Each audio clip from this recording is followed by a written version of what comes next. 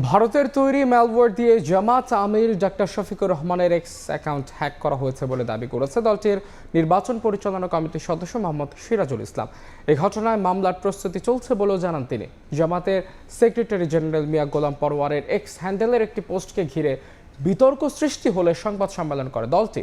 ব্রিফিংয়ে সিরাজুল ইসলাম অভিযোগ করে বলেন, একটি গোষ্ঠী জামাতের ভাবমূর্তিতে ঈর্ষান্বিত হয়ে একের পর এক সাইবার হামলা করছে।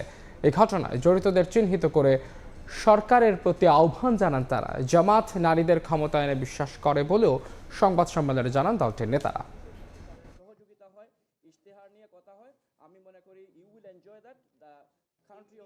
এই ম্যালওয়্যারটা প্রস্তুত করা হয়েছে, সেটা বাংলাদেশে এসে প্রথমে এখানে অরিজিন মেইল বক্সটা হচ্ছে যে NEMBOX06.BCC.gov.bd। আমরা মামলার জন্য অলরেডি প্রস্তুতি নিয়েছি।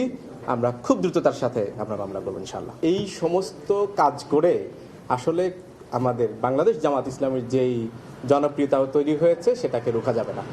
আমরা স্পষ্ট করে বলতে চাই, বাংলাদেশ জামাত ইসলামী নারীদের সম্মান, নারীদের নিরাপত্তা, নারীদের ক্ষমতায়নের ব্যাপারে বিশ্বাস।